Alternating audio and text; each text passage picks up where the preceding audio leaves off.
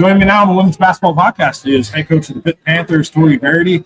Coach, how's the season been so far? It's been really good. A lot of changes have occurred. We have 10 new players, 7 freshmen, 3 transfers. So just trying to get them acclimated and and comfortable to what we're trying to do. But I love it. I love who they've been. This is a team that shows up each and every single day, and they work extremely hard. And so they're fun to coach. Their coachability is off the charts. So we're growing as a team. We're getting better, and I'm super excited about the season. It feels like in this day and age and era of women's college basketball, 7 freshmen in one class kind of sounds like a lot. In the old days, like that would be kind of normal every couple of years. Was that an emphasis for you to kind of get a good and deep freshman class? Well, I think with where we are with our program, we're rebuilding it, and so my job is just to go out there and recruit better players than what we have, and we had the opportunity to do that, and so and I'm excited about the freshmen. We have 2 freshmen that are probably going to start for us, and then we have 2 extremely talented freshmen, probably coming off the bench who were, ranked in the top 100 last year. Yeah. At any given time, any of those guys could, end up in the starting rotations. But our depth and our talent this year it's really fun to see. Yeah, and you got 3 transfers, 2 of them from Power 4 programs. Yep. How has everything kind of meshed together so far, and what has anybody kind of stood out so far as like they're going to be an impactful player? Yeah, I think that when you look at our transfers, you got Fatima who transferred in from Georgia. She's their she was their center last year, and she started every single ACC game for them. She's going to be an impactful player, for us. She's going to anchor, the front court position. And then you got Carla Villegas, who's probably one of the best 3-point shooters in the ACC. She transferred in from Florida State. So both those guys going to be impact players for us. They're going to get a lot of minutes. But watch out for Angel Jones. I mean, she's a transfer from Coppin State. She averaged 14 points for them. She's small, but she's dynamic. She's extremely fast. She could score the ball. So it's been a lot of fun watching her develop, and we expect her to be on the floor for us a lot this year. You last year, highest win total, I think, since 2017 for this program. Can you feel like you're taking steps forwards here in kind of this big rebuilding project that you kind of came into? Yeah, I think you're right on, as far as, the trajectory goes and, where we were to where we are now. This is my 3rd rebuild. I did at Eastern Michigan and I did at UMass. And so here we are at Pitt, and I feel like the momentum has changed. And, this summer, while we're practicing, I really took a step back, during one of the practices and just to really assess, our players and watch them and doing the things that they were doing on the court. And I really said to myself, I said, here we come, and that's our model for this year, because we're on the rise. And I think we're going to have the opportunity to, shock a lot of people out there. Yeah. One of your handful of returners is Michaela Johnson, double-digit scorer last season. What kind of steps forward have you seen her take? Season? I think MJ, is, not only, she's become a leader for us, right? And so, those are huge steps for her, taking over that, that ownership. But as far as our player goes, she's a scorer. She's a scorer by nature, it's in her DNA. She can score at all 3 levels. But more importantly, she's not the only one in the gym. She's bringing everybody else with her. And so, our players in our program are developing. They're invested.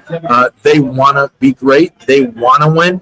And I'm just super excited that I get to coach them. Yeah, it feels like every year in women's college basketball, we keep saying, "Oh, we're in a new era. This is new." Yeah. Portal and NIL, and now the house settlement is here, and we have rep share. How has your program been dealing with that aspect? Yeah, I think that our administration has done a really good job of taking care of the resources and figuring out those aspects and providing the necessary means for our players to where we can put a product out on the floor that's going to be successful. So I'm super excited about kids on our roster. I think that with rev share and everything that's going on, it just seems like things are constantly changing, and you never know what's going to happen from month to month. But our administration's doing a great job. They're proactive. They're trying to figure it out day by day and put us in the best position possible. Yeah, for sure. ACC tournament this year, moving around for the first time in a while, going to Georgia. What do you think of that? And just is the conference, I guess, ready to kind of see the tournament move? We'll see. We don't know what to expect because we haven't experienced it yet. But I think wherever it goes, you're still going to have teams play. And I think the level of play is super high. And you're going to see, teams just battle it out. It's going to be competitive, regardless of where it is. So the location, we'll have to wait and see. I know that my director of operations went down there a couple of weeks ago, spent some time, 2 days to be exact, with the ACC, just looking at the site, checking out hotels and so forth. And she came back and was super positive about everything. And one thing that she did say is that everybody there from the community, they want the ACC to stay there, and they felt very welcome. So we're looking forward to that. Yeah, for sure. Is there anywhere else you'd like to see the tournament move to? I was always a proponent, Disney World, Orlando, just because I think that, it's a place that, everybody, wants to go to, especially, in, late February, March, early March, why not? Yeah. And then it just gives the fans, okay, what are they doing during their off days or whatever it is, or after the games and so forth.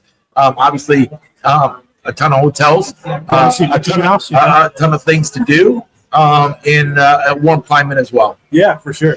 I wanted to ask you just kind of some big picture stuff. Sure. There's been a lot of talk about NCAA tournament expansion.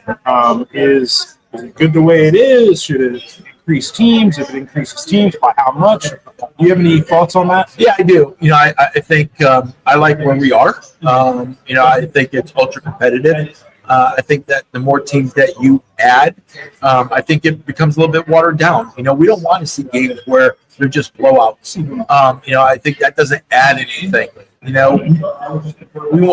want to see the Cinderella teams. I want to see, a team, a mid-major team, have the opportunities to knock off a Power Four, as long as it's not Pitt, but have those opportunities that we've seen in the past, because I think that's the beauty of the tournament. Why water it down? Why, have, really bad games, and, you're going to allow a team that's, just barely over 500 to enter, the NCAA tournament, and then, not have a level of success, or have, or a game, that's not too meaningful. So, I like the number. I'm a proponent for that, keeping it, to where it is. If I told you 10 years ago that the 2020 Final Four would be in a football stadium, you would have said what? Wow. But that's where we are. Yeah. I think that's, the game, it's been transformed. It's so fun to watch. I think just, you got to credit the players, and you look at, the game, it's evolved. There's a lot of players out there that want to be Caitlin Clark and so forth. But they've involved, they've invested, they've put a lot of time in developing their crafts and becoming the players that they are today. So, they're bigger, they're stronger, they're faster, they're more skilled. I'm not saying that players in the past didn't have any of that. Yeah. But I do think that now, with media, I think people are taking notice. Yeah, for sure. All right, Coach Pitt, Tory Verdi. Yeah. Thanks for joining us on the Basketball Podcast. Appreciate it so much. All right, best of luck this season. All right, thank you. Yeah, thank you.